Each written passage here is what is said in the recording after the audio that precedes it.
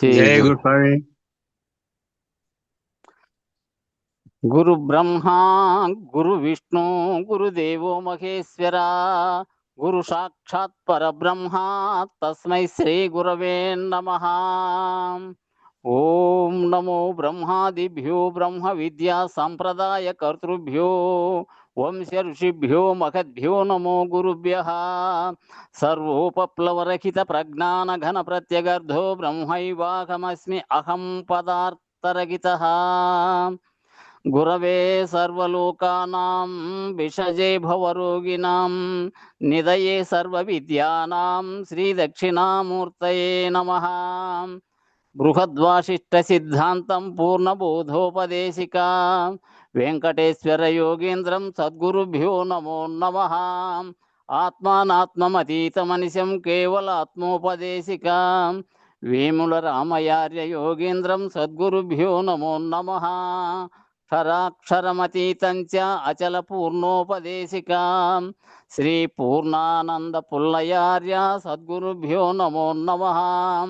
ద్వయాత్మరహిత సిద్ధాంతం పరమపురుష ప్రబోధక శ్రీ వివేకానంద సుబ్బయార్య సద్గురుభ్యో నమో నమః. అస్మద్గురు సమారంభం కృష్ణ సాందీప మధ్యమాం ఓంకార పీఠ పర్యంతం వందే గురు పరంపరం. జై సద్గురు ప్రభు మహారాజుకు జై, గురు పరంపరముకు జై. జై గురుదేవా.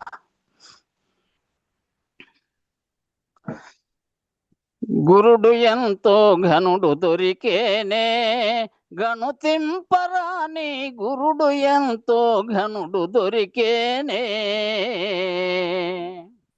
గురుడు ఎంతో ఘనుడు దొరికే గూఢమైన పదవి తెలిపే గురుతుగా పరతత్వముంది గురుతు లేకాయుండు మననే. గురుడు ఎంతో ఘనుడు దొరికేనే గణుతింపరాని గురుడు ఎంతో ఘనుడు దొరికేనే. తనయ ఇటు రమ్మనుచు పిలిచేనే తన కరము నిజముద శిరముపై నిడి భవము తులిపేనే. తను మనంబులు ధన సమూహము దారపోయుము శిష్య నీవని వినయముగ దీక్షాత్రయంబులు సవినయంబుగ తెలియజేసెనే. గురుడు ఎంతో ఘనుడు దొరికేనే గణుతింపరాని గురుడు ఎంతో ఘనుడు దొరికేనే. భారమగు దుర్భరము బాపెనే భవమంత భస్మం బనుచు భూతి చెనుదుట తుడిచినే. కరుణతో త్రివిధ ప్రసాదము బరువడిగా నందించె ముదమునా మరసిపోయిన సస్వరూపము మరల నామది కెరుక చేసెని. గురుడు ఎంతో ఘనుడు దొరికేనే గణుతింపరాని గురుడు ఎంతో ఘనుడు దొరికేనే. పంచముద్రలు వేగ కనుమనెనే సాంఖ్యంబు ఇది అని పంచవింశతి పరగ తెలిపేనే. పంచవింశతి మీరియున్న పండు వెన్నెల ఆత్మ నీవని ఎంచరానిది దీనికన్నను మించినది ఎరిగింతుననే. గురుడు ఎంతో ఘనుడు దొరికేనే గణుతింపరాని గురుడు ఎంతో ఘనుడు దొరికేనే. ఉన్నద చలము లేని తెరుకననే ఉన్న జలమందున లేని కల్పన ఎప్పుడు లేదననే. ఉన్నద చలము నామ రూపం బన్నదేమియు లేదు కనుమనే. మన్ననతో కను సౌజ్ఞ చేమేల్ కన్నులకు కనుపింపజేసెని. గురుడు ఎంతో ఘనుడు దొరికేనే గణుతింపరాని గురుడు ఎంతో ఘనుడు దొరికేనే. ఎరుక మూలం బేమి లేదననే ఏర్పాటు కలిగిన ప్రకృతి పురుషద్వయము మిథ్యననే మీరియుండిన బ్రహ్మ పదమును కోరికేమియులేక కనుమనే అరమరేమియులేక శరణని ఆర్తి పొందిన ఎరుక బాపెను గురుడు ఎంతో ఘనుడు దొరికేనే గణుతింపరాని గురుడు ఎంతో ఘనుడు దొరికేనే అందరాని మార్గమిది అననే శివరామ దీక్షితులంది పొందిన భావమిది అననే ఈధరందున నిజ గురుండగు భారలింగ ప్రభువరేణ్యులు శ్రీధరుండే అనగ వెలసియు రామదాసునక భయమొసగెను గురుడు ఎంతో ఘనుడు దొరికేనే గణుతింపరాని గురుడు ఎంతో ఘనుడు దొరికేనే. జై సద్గురు ప్రభు మకరాజుకు జై, గురు పరంపరమకో జై. జై గురుదేవ.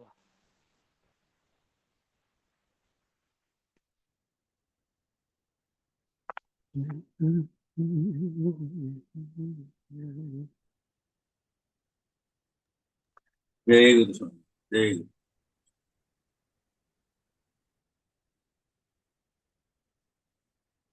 తర్వాత నిన్న జరిగినటువంటి విషయంలో ఈ తపన ప్రభావం అంతా కలిసి ఆ తొలకరి మెరుపుల ఒక క్షణంలో ఈశ్వర దర్శనం కలిగింది. వెంటనే మార్పు వచ్చేసింది. అప్పటి వరకు ఉన్న తాపం అంతా కూడా తొలగిపోయింది.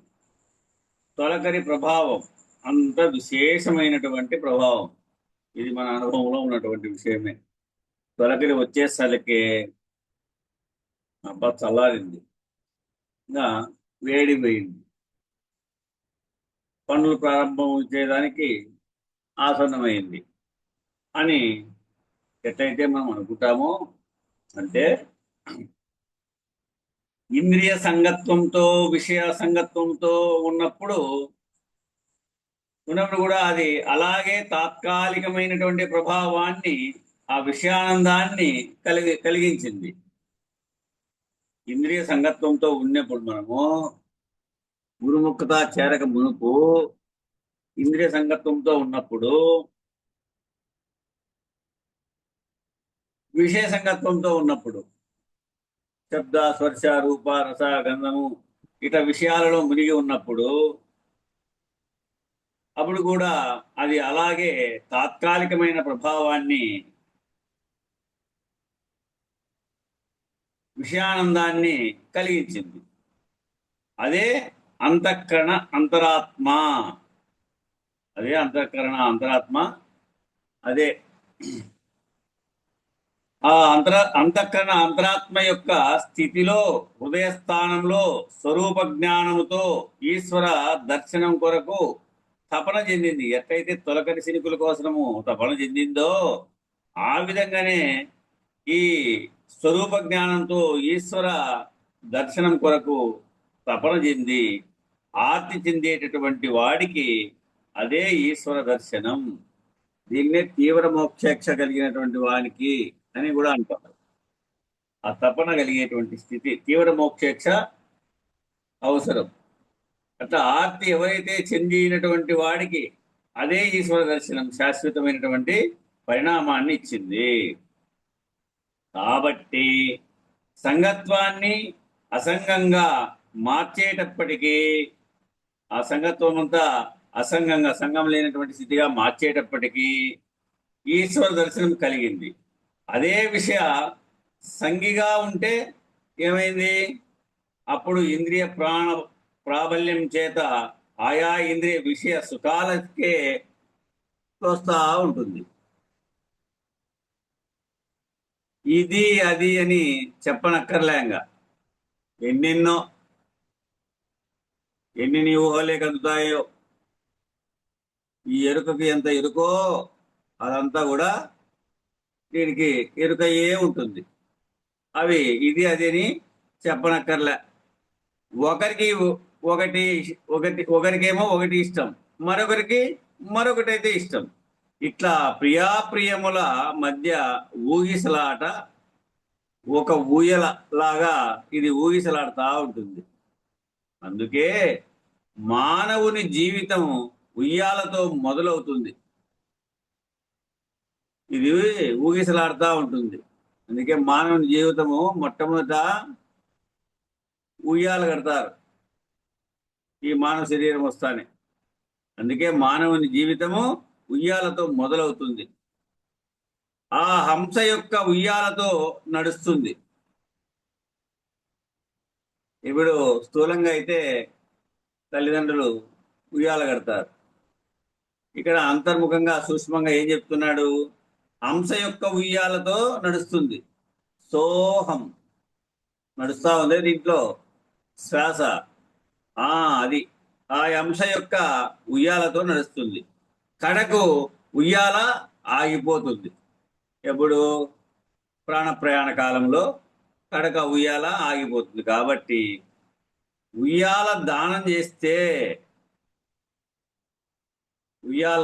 చేస్తే పిల్లలు పుడతారనేటటువంటి ఒక సాంప్రదాయం కూడా ఏర్పడింది. మనం స్థూలంగా ఉయ్యాలను ఎవరికైనా దానం చేస్తే పిల్లలు కానటువంటి వారు పిల్లలు పుడతారనేటటువంటి ఒక సాంప్రదాయం కూడా ఏర్పడింది. అంటే ఆ రకమైనటువంటి జిజ్ఞాస కలగగానే ఉద్దేశంతో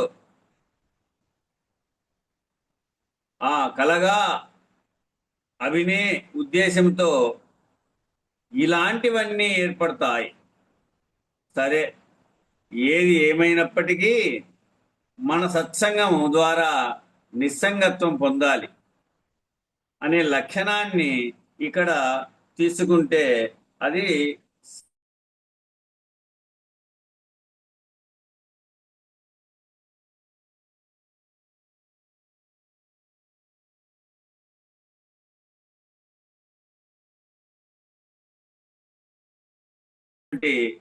పరిణామ పద్ధతిలో మారుతుంది. అసంగుడైనటువంటి స్థితికి వచ్చేటప్పటికీ ఈశ్వర దర్శనం కలుగుతుంది. చూడండి, అసంగుడైనటువంటి స్థితికి వచ్చేటానికే ఈశ్వర దర్శనం కలుగుతుంది. ఆ అసంగత్వం నుండి నేను ఈశ్వర దర్శనం పొందాను. ఆ అసంగత్వం నుండి నేను ఈశ్వర దర్శనం పొందాను అన్నటువంటి స్థితి నుండి నేను ఈశ్వరుడు ఒకటే, నేను ఈశ్వరుడు ఒకటే అనేటువంటి అభేద సిద్ధి. వాడు గురువు శిష్యుడు ఏకస్థితి. నేను ఈశ్వరుడు ఒకటే.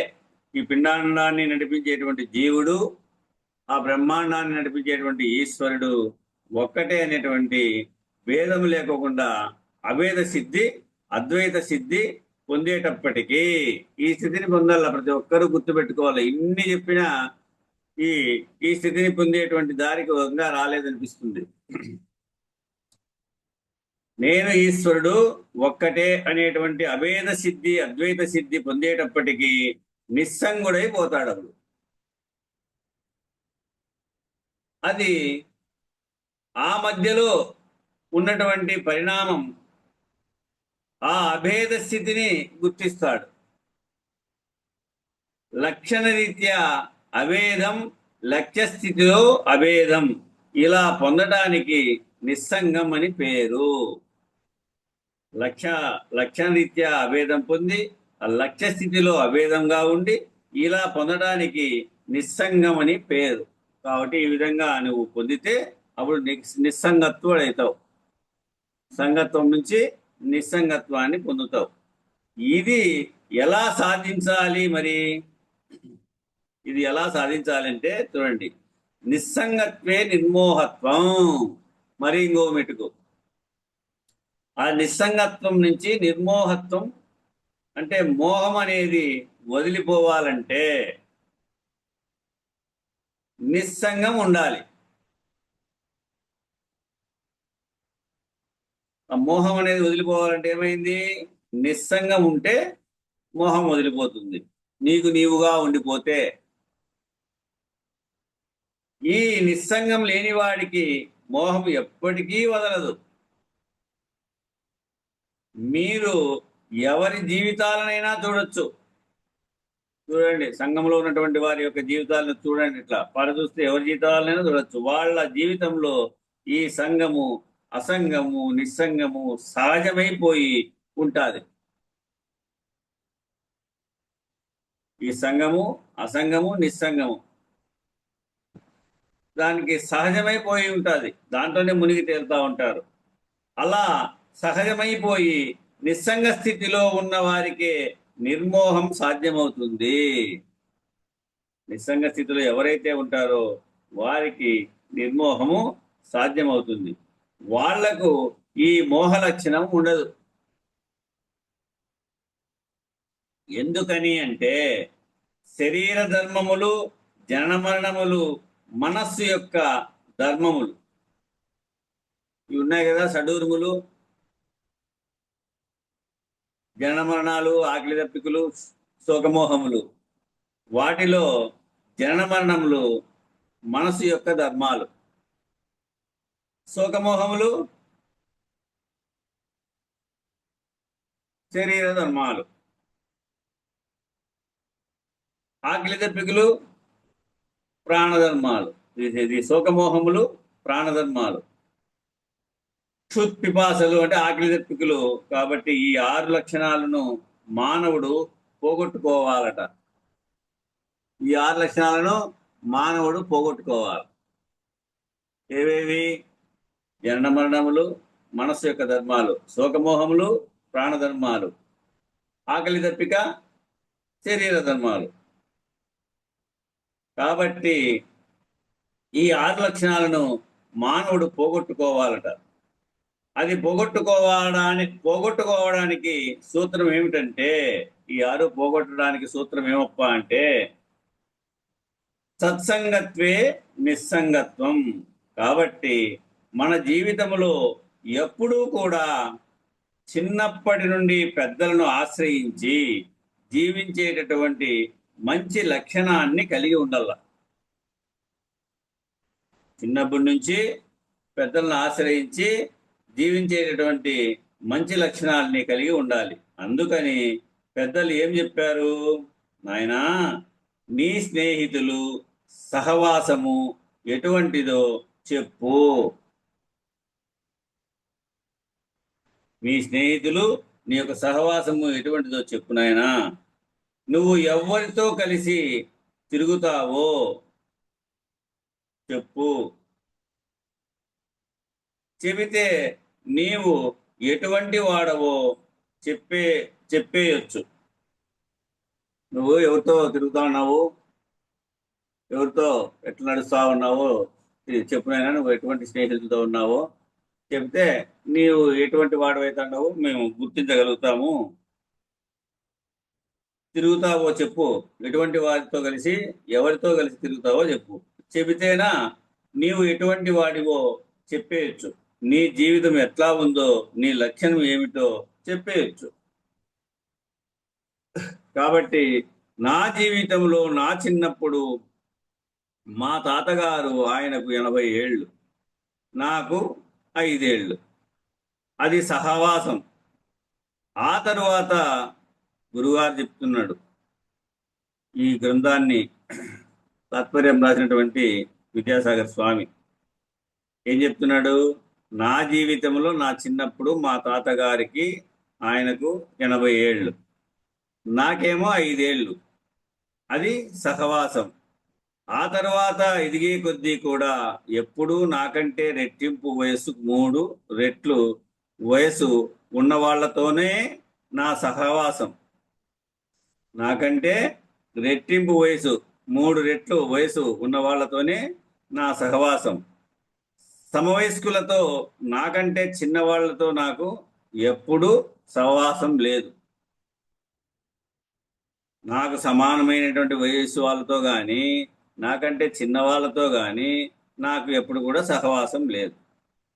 సమవయస్కులతో, నాకంటే చిన్నవాళ్లతో నాకు ఎప్పుడు సహవాసం లేదు. స్నేహితులు అంతకంటే లేరు. అందువలన ఎప్పుడూ పెద్దల ఆశ్రయంలో ఉండటం చేత ఉద్యోగానికి ఎక్కడకు వెళ్ళినా అక్కడ కూడా అంతే. నా వయసు 18 ఏళ్ళు. నాకు ఆశ్రయం ఇచ్చిన వారు నారాయణరావు గారు 58 ఏళ్ళు. నాకు ఆశ్రయం ఇచ్చినటువంటి నారాయణరావు గారికి 58 ఏళ్ళు. వారి ఆశ్రయంలో 2 సంవత్సరాలు, వారి తరువాత శ్రీనివాసరావు గారు, ఆ తరువాత నరసమాంబ గారు, వీళ్ళందరూ 60 ఏళ్ళు పైబడిన వారే. 60, 70, 80 ఎంతసేపు అలాంటి పెద్దల ఆశ్రయం, ఎంతసేపు అలాంటి పెద్దలను ఆశ్రయం చేసి అక్కడ నుండి వచ్చాం. బలరామకృష్ణయ్య గారు, అక్కడ నుండి మేకా నరసింహారావు గారు, నిర్భయానంద స్వామి, అక్కడ నుండి ముమ్ముల నన్నేని సుబ్బారావు గారు, అక్కడ నుండి మంచిరాజు శ్రీనివాసమూర్తి గారు. ఈయన మంచిరాజు శ్రీనివాసమూర్తి విలపకుర్తి వీర వెంకట రామచంద్ర స్వాముల వారు శిష్యుడు. ఈ మంచిరాజు శ్రీనివాసమూర్తి కూడా కందర్థాలకు టీకా తాత్పర్య రూపంగా ఏ పదానికి ఏ భావమో ఆ విధంగా రాశాడు. 3 భాగాలు ఉన్నాయి మంచిరాజు శ్రీనివాసమూర్తి రాసినటువంటి గ్రంథార్థాలకు. ఇలా పెద్దవారితో సహవాసం చేయగా చేయగా, సాంగత్యం చేయగా చేయగా క్రమేపీ ఏమైపోయింది అంటే సంఘం కాస్త అసంగమైంది, అసంగం నుండి నిస్సంగమైపోయింది. ఎప్పుడైతే అలా నిస్సంగమైపోతావో నీలో ఇక విషయాత్మకమైనటువంటి బీజములు కలిగే అవకాశం ఉండదన్నమాట. ఈ విషయాలకు లోనేటువంటి విషయము, ఆ విషయాలకు నీకు అంటిపెట్టుకునేటువంటి విషయము ఇంకా రాదు, దానికి అవకాశం ఉండదు. అవి అంకురించే శక్తిని కోల్పోతాయి. అవి అంకురించి ఆ శక్తిని కూడా కోల్పోతాయి. ఎందుకని అంటే నిరంతరాయంగా జ్ఞానం ఉన్నటువంటి పెద్దలతో మనము జీవించేటప్పుడు, కలిసి జీవించినప్పుడు పొందుతాం. పెద్దలతో నిరంతరాయము విశ్వాసంగా ఉండి పెద్దలకు సేవ చేసి ఆ పెద్దలను తో జీవించినప్పుడు, కలిసి జీవించినప్పుడు పొందుతాం. ఇందుకు పెద్దల దయ ఉండాలి నాయనా. అందుకే పెద్దల దయ ఉండాలి, పెద్దలను ఆశ్రయించాలి నాయన అని పూర్వం చెప్పేవారు. పెద్దల దయ ఉండాలి నాయన, పెద్దలను ఆశ్రయించాలి నాయన అని పూర్వం చెప్పేవారు. కాబట్టి ప్రతి ఒక్కరూ తప్పక పెద్దలను ఆశ్రయించాలి. ఉద్యోగ కాలంలో కూడా అలాగే ఎప్పుడు ఈశ్వరానుగ్రహంతో నా జీవితం మొత్తం మీద ఎప్పుడూ పెద్దల ఆశ్రయం తప్పలేదు. నేను ఎవరి వద్ద పనిచేసినా వాళ్ళందరూ 50, 60లోని వారే. గవర్నమెంట్ ఉద్యోగం ఎత్తుకుంటూనే రాజు గారు 58తో కలిసి చేశాను. ఎత్తుకుంటూనే రాజు గారికి 58 ఏళ్ళు ఉన్నాయి, వాటితో కలిసి ఉద్యోగం చేశాను. చల్లపల్లిలో ప్రకాశరావు గారు, బలరామకృష్ణయ్య గారు, ఇట్లా అనేక మంది పెద్దల సాంగత్యం ఉండేది. వారంతా జీవితానుభవం కలిగి ఉన్నవారు. వారంతా కూడా జీవితం ఎట్లా అనుభవించి వచ్చారో అవన్నీ కూడా భాష్యంలో ఉండేటువంటి జీవితాన్ని కూడా అనుభవించగలిగినటువంటి వారు. కాబట్టి ఎలా నిర్మోహిగా జీవించాలో బోధించేవారు. వారు అంతరార్థంగా కూడా ఎలా జీవించాలో కూడా చెప్పినటువంటి వారు. అది నిర్మోహత్వం వాళ్లకు సహజం. అది వాళ్ళు నిర్మోహత్వంగా సహజంగా ఉన్నటువంటి వాళ్ళు అయిపోయి ఉంటుంది. అలా నిర్మోహత్వం సహజమైపోయిన వారి దగ్గర నుండి నిస్సంగత్వాన్ని వాళ్ళ దయ వల్ల పొందడం చాలా సులభం. ఎందుకంటే నిస్సంగం వాళ్ళకి అసలు పెద్ద విషయం కాదు.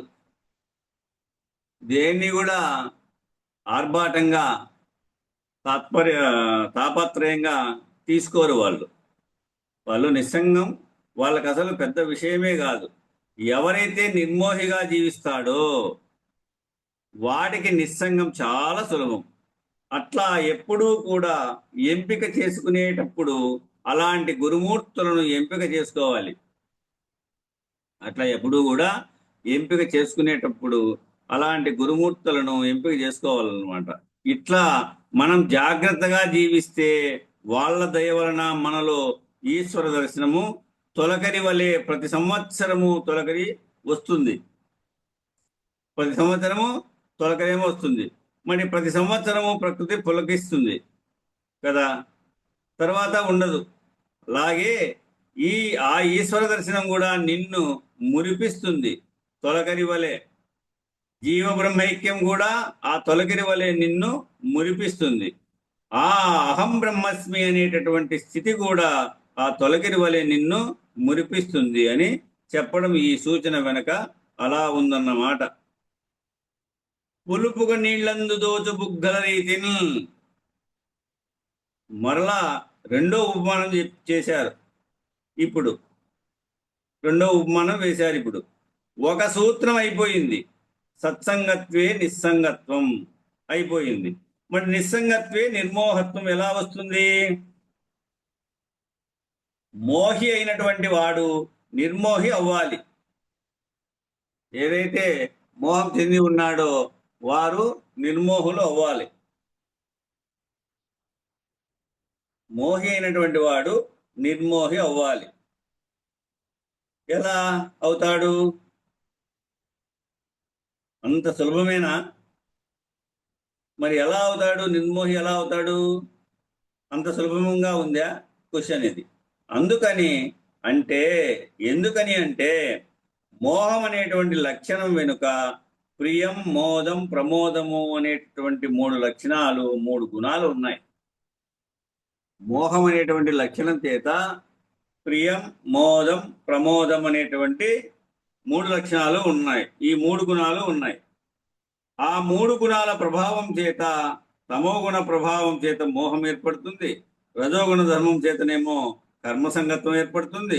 సత్వగుణ ధర్మం చేతనేమో సుఖ జ్ఞానములు అనేటువంటి బంధము ఏర్పడతా ఉంది. ఈ 3 మోహంలో భాగమే. అందుకని తమ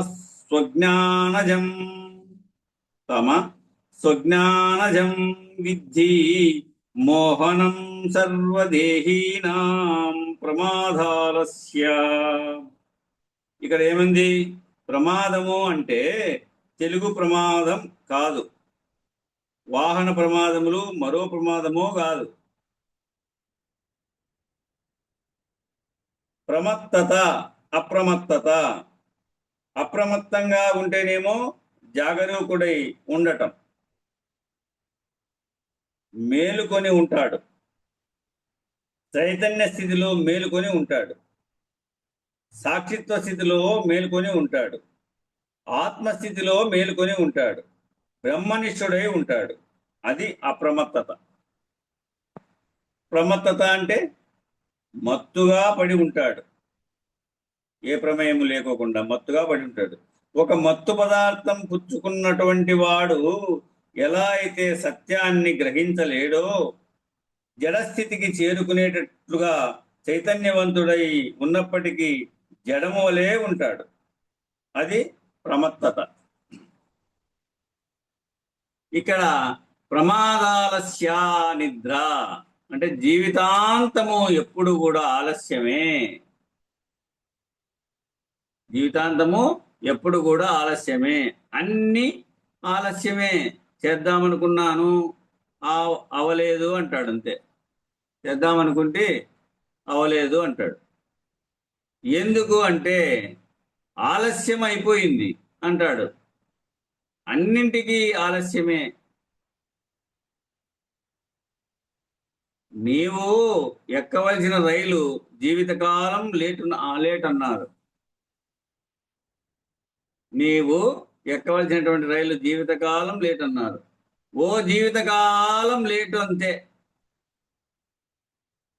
అట్లాగే మానవులందరికీ కూడా ముక్తి మోక్షం కావాలి అనిపిస్తాయి. అనిపించని వారు ఉండరు ఎడా. కానీ వారు ఎక్కవలసిన రైలు మాత్రము జీవితకాలం లేట్ అంతే. ఎక్కాల్సిన రైలు జీవితకాలం లేటు అనుకుంటానే ఉంటుంది మదిలో. నేను ఈ స్థితిని పొందాలా, ఆ స్థితిని పొందాలా, ఇది నేను నేర్వాలా, అది నేను నేర్వాలా, నేను నేర్చుకొని నలుగురిలో చెప్పాలా, చెప్పి మెప్పుడు కావాలా, ఈ రకంగా బాహ్య ప్రపంచంలో దేన్నైనా ఈ అంతరార్థంగా కానీ మానవులందరికీ కూడా ముక్తి మోక్షం కావాలి అనిపిస్తూ ఉంటుంది. అనిపించని వారైతే ఉండరు. కానీ వారు ఎక్కవలసినటువంటి రైలు జీవితకాలం లేటు అంతే. ఏమంటారంటే అనేక రకాలైనటువంటి విషయములు ప్రియం మోద ప్రమోదాలకు సంబంధించినటువంటి సంగతులను ప్రస్తావిస్తూ ఉంటారన్నమాట. అనేక రకాలైనటువంటి ఆ విషయములు ప్రియము మోద ప్రమోదాలు అంటే తమోగుణ రజోగుణ సాత్విగుణ ప్రమేయం పనిచేస్తూ ఉంటుంది. సంగతులను ప్రమోదాలకు సంబంధించినటువంటి సంగతులను ప్రస్తావిస్తూ ఉంటారన్నమాట. చూద్దాంలేండి, ఇది అయిపోయాక చూద్దాంలేండి, మా అబ్బాయి పెళ్ళి అయ్యాక చూద్దాంలేండి, నేను ఇల్లు కట్టిన తర్వాత చూద్దాంలేండి, లేకపోతే మా మనవాళ్ళ పెళ్ళిళ్ళు అయిన తర్వాత చూద్దాంలేండి. ఇట్లా బాల్యం నుండి వృద్ధాప్యం వరకు వాయిదా వేస్తూ పోతారు. అందుకని ఏం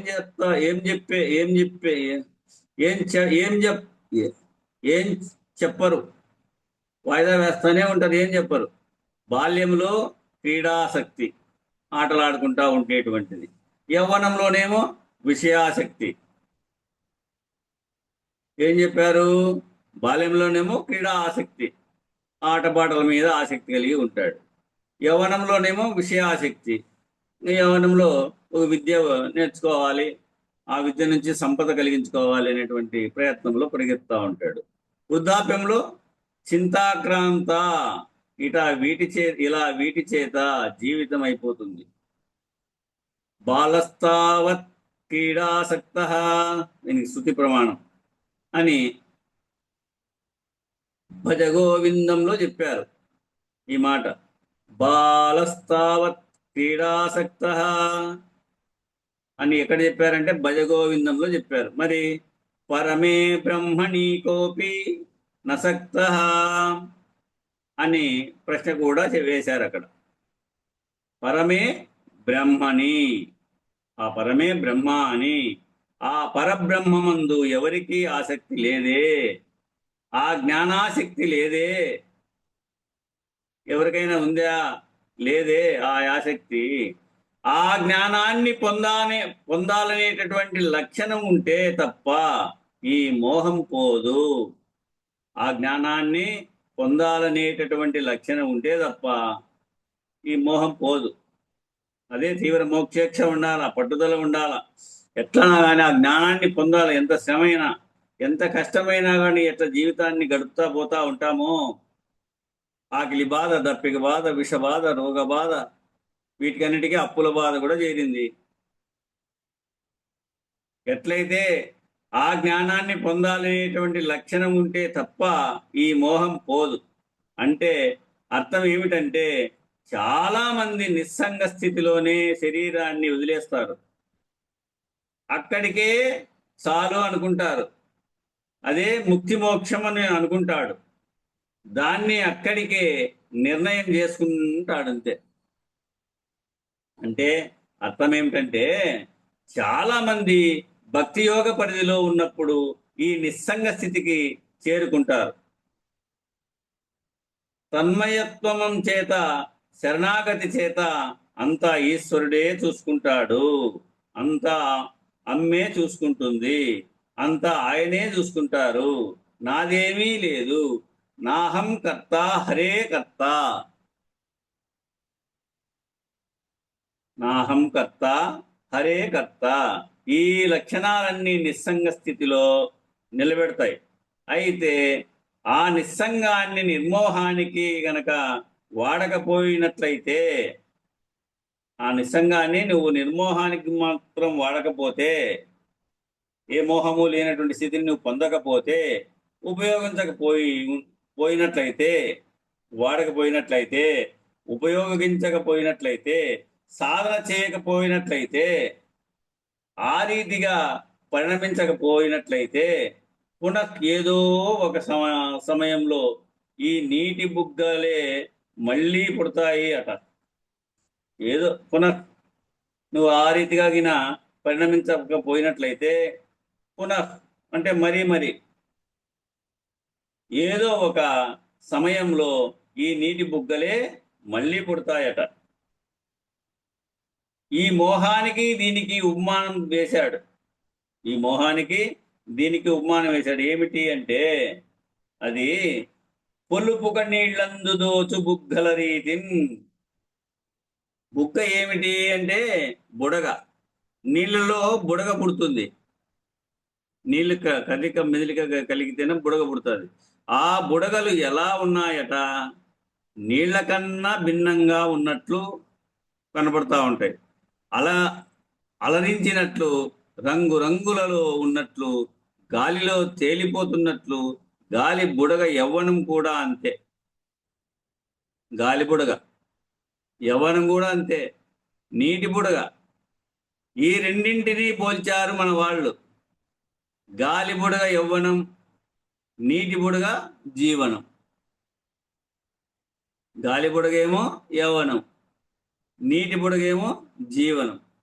కాబట్టి అది నీటి బుడగ అయినా గాలి బుడగ అయినా రెండింటికి లక్షణం మోహమే. నువ్వు చూసేదాన్ని బట్టి ఉంది. ప్రియం మోదం ప్రమోదములే. కాబట్టి ఎప్పుడైతే నీకు ప్రియం మోదం ప్రమోదం తోచినవో, ఎప్పుడైతే నీకు గుణత్రయములు తోచినాయో, అప్పుడప్పుడల్లా ఆ నీటి బుగ్గ వలె మోహం పనిచేస్తుంది. నీకు పనిచేసి కాసేపు నిన్ను తనలోనికి లోబరుచుకుంటుంది. చూడండి, మన అనుభవంలో మనము అనుభవించేటువంటి స్థితిలో మనకు ఇవి అనుభవమే. పనిచేసి కాసేపు నిన్ను తనలోనికి లోబరుచుకుంటుంది. ఆ కాసేపు దానికి లోబడిపోతాడు అంతే. కారణం ఏమిటి? ఆ మోహం ఎరుక లక్షణం. ఆ నీటి బుగ్గ ఎంతసేపు ఉంటుందో అంతసేపే ఉంటుంది. ఎరుక కూడా ఆ నీటి బుగ్గ ఎంతసేపు ఉంటుందో మనకు తెలుసు, అంతసేపే ఉంటుంది. ఎరుక కూడా అంతే. కాబట్టి మోహాన్ని శాశ్వతం అనుకోవడం భ్రాంతి. నువ్వు మోహాన్ని అశాశ్వతం అనుకోవడం భ్రాంతి. అందుకే నిర్మోహి అవ్వడము శాశ్వత లక్షణం. అదేమి ఎంతసేపు ఉండదు.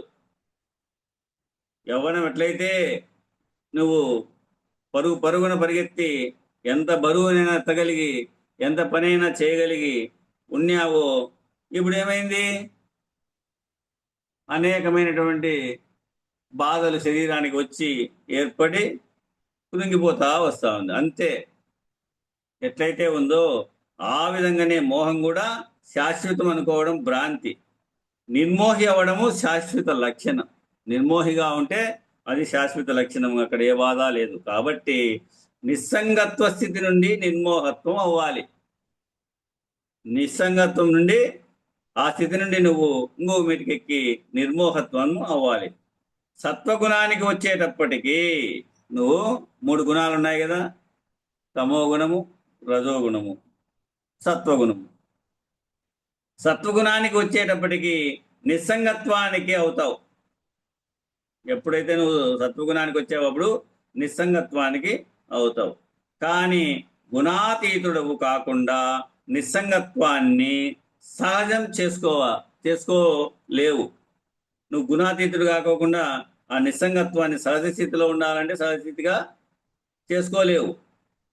గుణాతీత స్థితి నుంచి నీవేం కావాలి? ఇప్పుడు ఆత్మనిష్ఠుడు అవ్వకుండా నిర్మోహత్వ స్థితి రాదన్నమాట. గుణాతీత అంటే గుణాలకు అతీతంగా నీవు త్రిగుణాతీత స్థితిగా ఉండాలా అంటే ఆ గుణాతీత స్థితి నుంచి నీవు ఆత్మనిష్ఠుడు అవ్వకుండా నిర్మోహ స్థితి రాదన్నమాట. అందుకు నేను నేనై ఉన్నాను. నువ్వు ఆ బ్రహ్మాకార స్థితిని పొంది ఉండాలి. అన్నీ నేనయ్యే ఉన్నాను అనేటువంటి నిర్ణయము పొందినప్పుడు ఆ నిర్మోహ స్థితి రాదన్నమాట. సాధ్యపడదు. ఆత్మనిష్ఠ అవ్వకుండా నిర్మోహ స్థితి రాదు, అది సాధ్యపడదు. కాబట్టి ఇవి మజిలీలు. ఇవన్నీ మజిలీలు. సత్సంగం నుండి నిస్సంగం, నిస్సంగం నుండి నిర్మోహం. సరే, నిర్మోహత్వం అయితే సరిపోయిందా అన్నారు. సరే, నిర్మోహత్వం అంటే అయితే సరిపోయిందా అన్నారు. మో మోహక్షయమే మోక్షం అనేటటువంటి అర్థాన్ని చెప్పేశాం ఈడ. ఏమి? మోహక్షయమే, నీ మోహాన్ని కరిగించడమే. చేయమంటే తరిగిపోవడం, ఆ మోహం ఖర్చు చేయడం. మోహము కరిగించడమే మోక్షం అనేటటువంటి అర్థాన్ని చెప్పేశాం. అంతకంటే ఏం కావాలి ఇంకా అన్నాం. అంతకంటే ఏం కావాలి అన్నాం. అది సరిపోదు, చాలదు అన్నారు. అది సరిపోదు, చాలదు అన్నారు. ఇప్పుడు నిర్మోహత్వే నిశ్చలతత్వం అయితే నిర్మోహత్వే నిశ్చలతత్వం. ఇప్పటి వరకు తత్వం అన్న పదము వేయలే. ఇప్పుడు వచ్చింది తత్వం అనేటువంటి పదం, నిశ్చల తత్వం. ఇప్పటి వరకు తత్వం అన్న పదము వెయ్యలేదు. తత్వదర్శనం ఉండదన్నమాట ఇప్పటి వరకు. ఆ తాత్వికమైనటువంటి దృక్పథము ఏర్పడదన్నమాట. ఆ దృష్టి రాదు. ప్రమేయము ప్రమాత ఎంతసేపు చింతపిక్కలాట ఆడేవాడు చింతపిక్క నేను అంటాడు. ఆ చింతపిక్కలాట ఆడతాడే, ఆ చింతపిక్క నేను అంటాడు. ఆడుతున్నంతసేపు చింతపిక్క మీద వ్యామోహం కలిగి ఉంటాడు. అది పండకపోతే దుఃఖం వస్తుంది, పండితే ఆనందం వస్తుంది. అదే బారాకట్ట ఆడతారు కదా చింతపిచ్చిల్లో. సో అది పండకపోతే, ఆ పండు కాకపోతే, ఆడుతుండేటువంటి ఆట పండు కాకపోతే దుఃఖం వస్తుంది. అదే పండు అయితే ఆనందం. పిల్లవాడు ఎట్లా అయితే బొంగరం ఆట ఆడి ఆనందపడ్డాడో ఇది అంతే. బొంగరం ఆటే. రాత్రి వచ్చి చూడు పదము వాలాయము తిరుగుతూ ఉండేది అంతే. తిరిగిన చుట్టే తిరుగుతూ ఉంది. అనుభవించినటువంటిది అనుభవిస్తూ ఉంది. ఈరోజు ఏం తినింది, ఏమి నిద్రపోయింది, ఏం ఆనందపడింది, ఏం దుఃఖపడింది, అదే రేపు.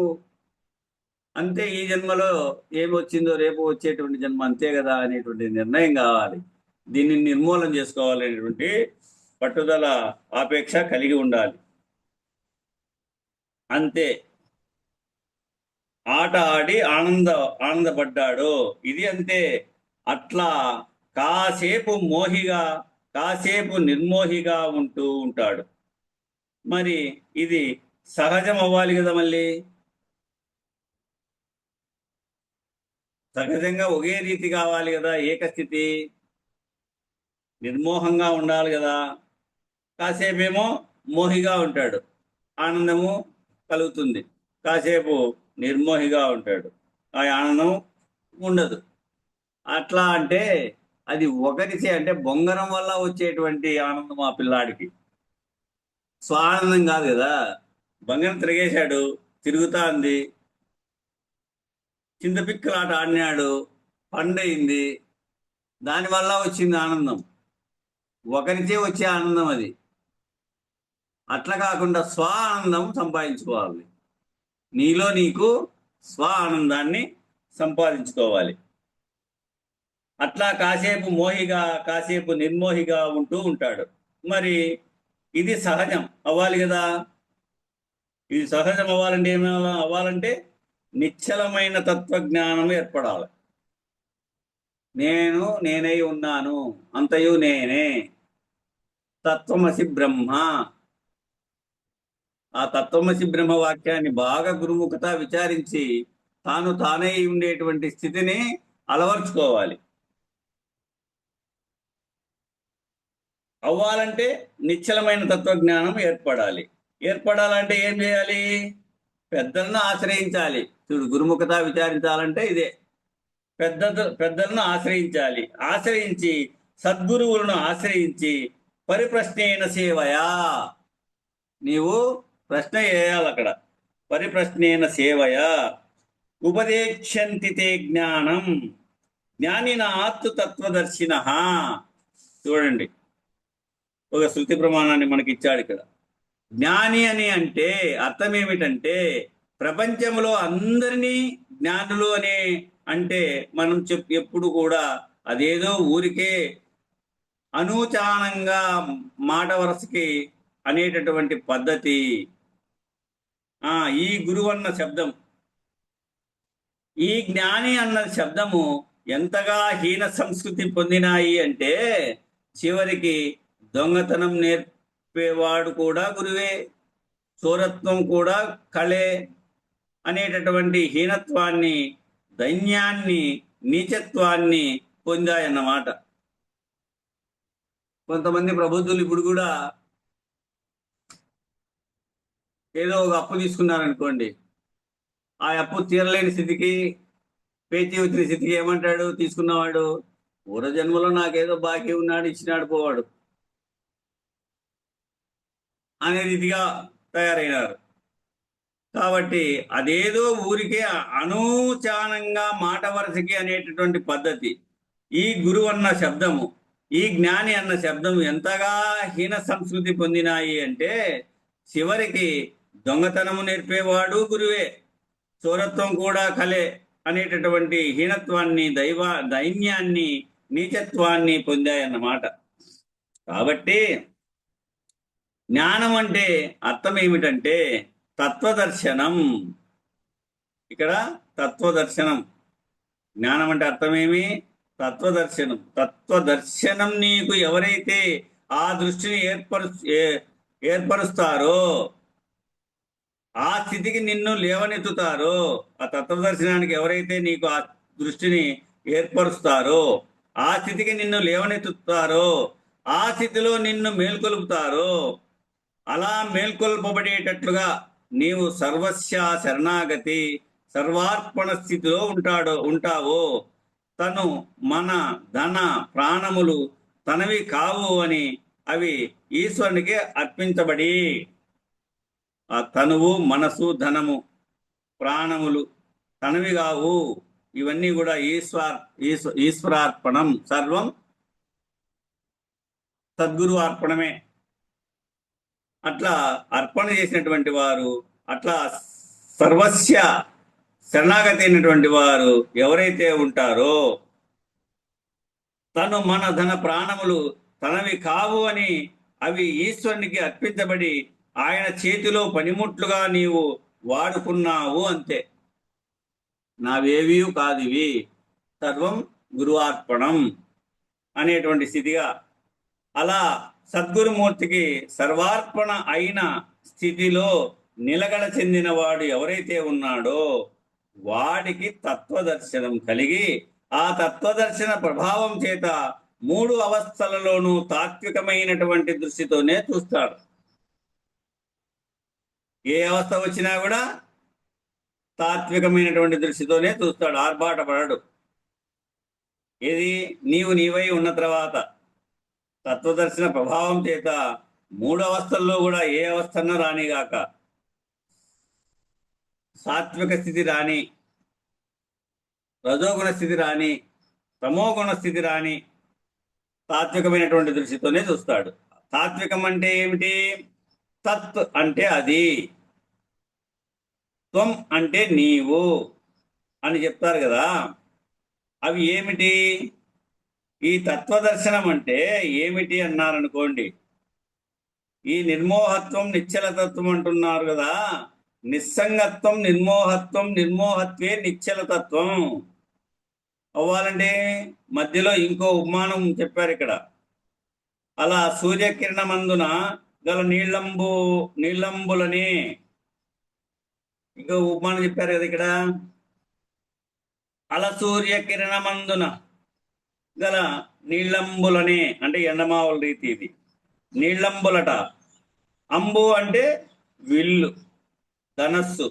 నీళ్ళంబులు ఏమిటి? నీళ్లతో విల్లు ఎలా తయారైందట?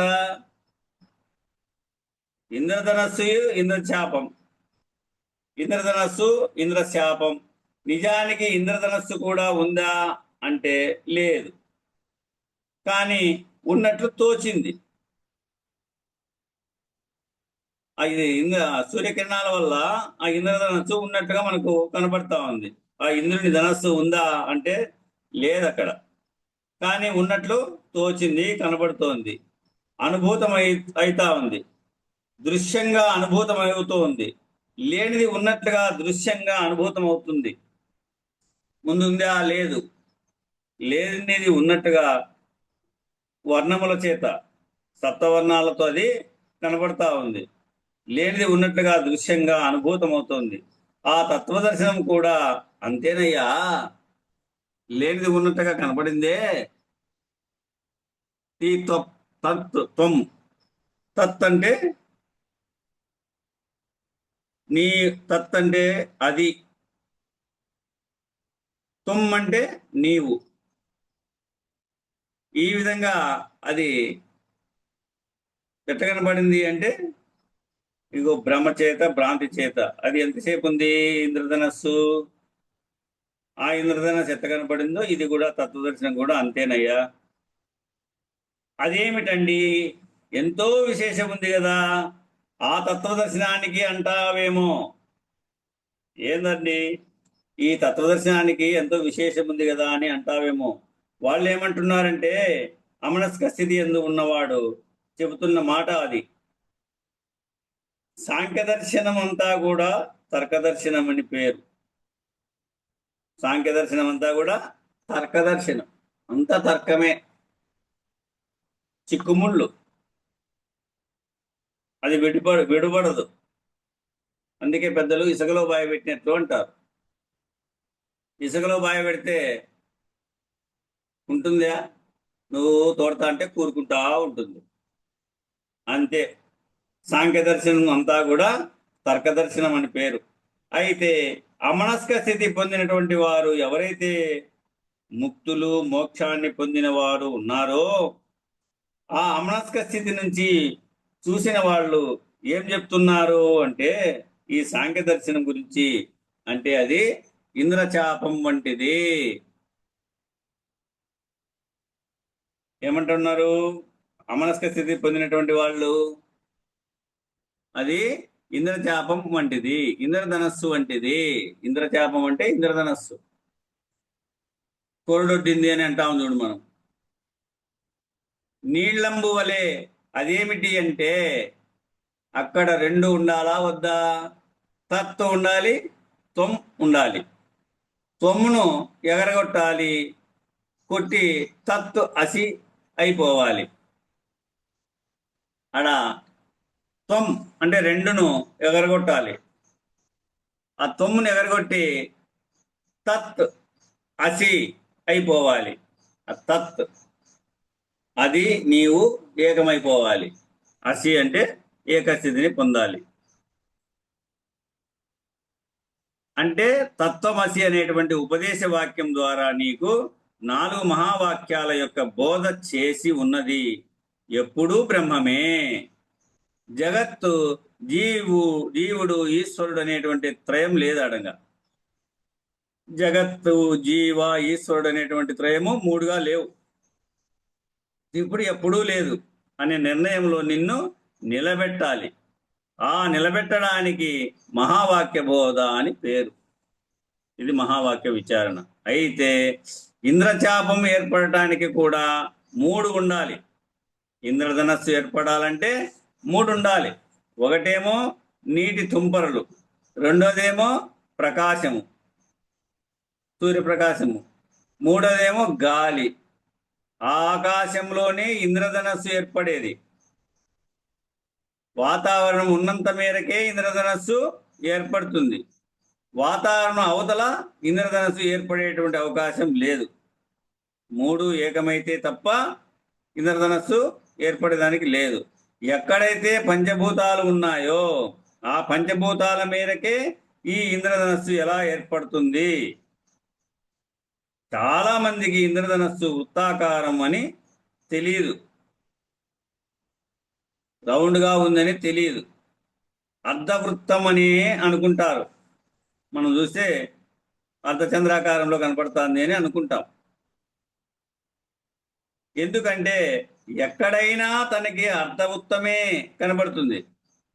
ఎందుకంటే భూమి యొక్క ఒక అర్ధభాగాన్ని మాత్రమే మానవుడు చూడగలడు, రెండవ అర్ధభాగము చూడలేడు. అది నీకు చాటై ఉంటుంది. మనం బయటకు వెళ్ళి ఆకాశాన్ని చూస్తే ఒక అర్ధభాగమే కనబడుతుంది, రెండవ అర్ధభాగము కనపడదు. కారణం, మనం ఒక అర్ధభాగాన్ని చూడగలుగుతున్నామంతే. అందువల్లనే ఒక అర్ధభాగానికి పగలు అంటే, ఒక అర్ధభాగానికి ఏమో రాత్రి ఉంటుంది. పగలు ఉన్నవాడు రాత్రిని చూడలేడు, రాత్రి ఉన్నవాడు పగలును చూడలేడు. ఇప్పుడు అన్నగారు అక్కడ అమెరికాలో ఉండి ఎట్లయితే ఇక్కడ రాత్రి అయినప్పుడు అక్కడ పగలు, అక్కడ పగలైనప్పుడు రాత్రి, ఈ విధమైనటువంటి విధానం ఉంది చూడండి. పగలు ఉన్నవారు రాత్రిని చూడలేరు, రాత్రి ఉన్నవారు పగలు చూడలేరు. అలాగే ఇంద్రధనస్సులో కూడా అర్ధచాపాన్ని మాత్రమే చూడగలము. అంతరిక్షానికి వెళ్ళి చూశాం, చంద్రుడి మీదకి వెళ్ళి చూశాం అనుకోండి, పూర్తి వృత్తాకారంగా కనబడుతుంది ఇంద్రధనస్సు. అంతరిక్షానికి వెళ్ళి చూసినా, లేదా చంద్రుడి మీదకి చూసినా, చంద్రమండలానికి పోయి చూసాం అనుకోండి, పూర్తి వృత్తాకారంగా కనబడుతుంది ఇంద్రధనస్సు. అప్పుడు కూడా అది వాతావరణ పొరల మధ్య జరుగుతుంది. కారణం ఏమిటంటే దానికి కూడా 3 ఉండాలి, త్రిపుటి 3 ఉండాలి, త్రిపుటి. ఆ త్రిపుటి ఉంటేనే లేనిది ఉన్నట్లుగా, ఉన్నది లేనట్లుగా కనపడేది. వాస్తవానికి అది లేనిదై ఉన్నప్పటికీ ఉన్నట్లు తోచుతున్నది. మాయ, మిథ్య, ఈ 2 లక్షణాలు దానిలో ఇమిడి ఉన్నాయి.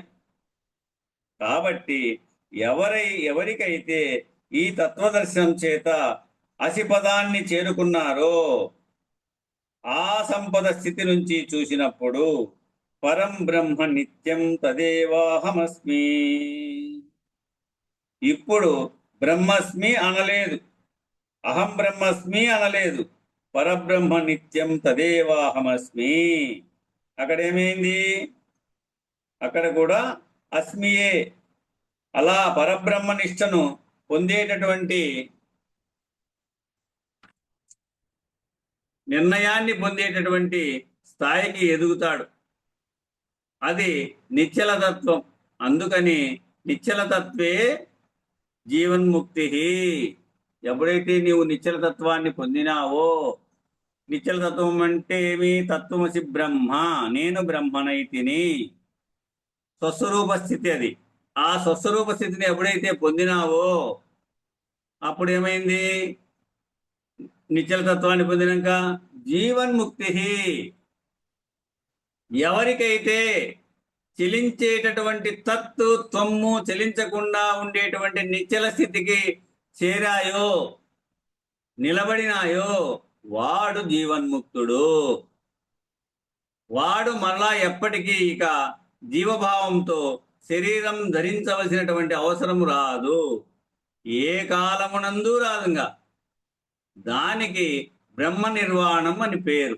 కాబట్టి సత్సంగత్వే నిస్సంగత్వం, నిస్సంగత్వే నిర్మోహత్వం, నిర్మోహత్వే నిశ్చలతత్వం, నిశ్చలతత్వే జీవన్ముక్తి అనేటటువంటి దానికి తొలకరి అంటే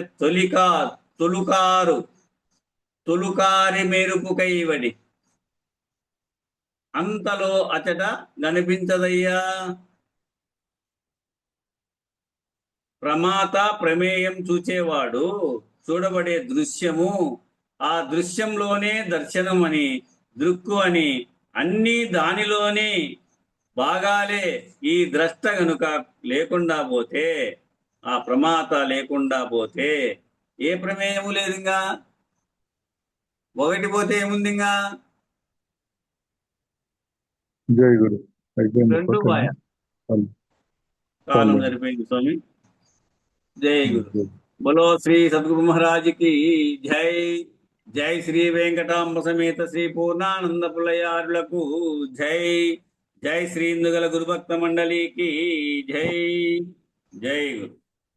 తర్వాత రేపు తెల్లవారుజామున క్లాసు ఉండదు, రేపు రాత్రికి కూడా ఉండదు. ఆ విధంగా ప్రకటించారు వేదాంత విచారణలో, గమనించగలరు. జై గురు. ఈరోజు రాత్రికి ఉంటుంది. ఏదో ఒకటి చెప్పుకుందాము. బుక్ ప్రారంభం గురు పౌర్ణమి తర్వాత. మంగళం చెప్పున్నాం. స్థిరమగుమి పదవిని సుస్థిరముగా సంస్థాపనం చేసి జనులకు పరిపూర్ణ బోధ ప్రకటపరచిన మరి శివరామార్యులకు మంగళమనారే. ఆర్యులకిప్పుడు మంగళమనారే. పొంగుతూ సిద్ధాంత పూర్ణులయ్యరు కాను భంగపరచిన గురు పారంపర్యులకు మంగళమనారే. తత్పీఠమునకు మంగళమనారే. నిరతము జగములు మీరియు మరుపును ఎరుకయును లేక మాయయు లేక పరిపూర్ణులైనట్టి గురునకు మరి మరి విశ్రాంతి జంద మంగళమనారే. నిత్యము శుభ మంగళమనారే. అంగాలింగములకు అతీత మగు మాయా సంగరహిత గురు సభకు అధ్యక్షులకు మంగళమనారే. నిత్యము శుభ మంగళమనారే. మరియును పీఠస్థులకును పరమతత్వ విచారులకును నిరతము వేదాంత సభలో నిలకడైన సాధుజనులకు ఆరతిదిగో మంగళహారతిదిగో. సద్గురుమూర్తుల హారతిదిగో మంగళహారతిదిగో. మంగళం శ్రీ గురుదేవాయ మహనీయ గుణాత్మనే సర్వలోక శరణ్యాయ సాధురూపాయ మంగళం. జై సద్గురు ప్రభు మహారాజుకు జై. శ్రీ పూర్ణానంద పుల్లయార్య సద్గురు ప్రభు మహారాజుకు జై. శ్రీ వివేకానంద బండారు సుబ్బయార్య సద్గురు ప్రభు మహారాజుకు జై. గురు పరంపరముకు జై. గురు భక్త మండలికి జై. జై గురుదేవ. జై గురుస్వామి. స్టాప్ కాలేదు.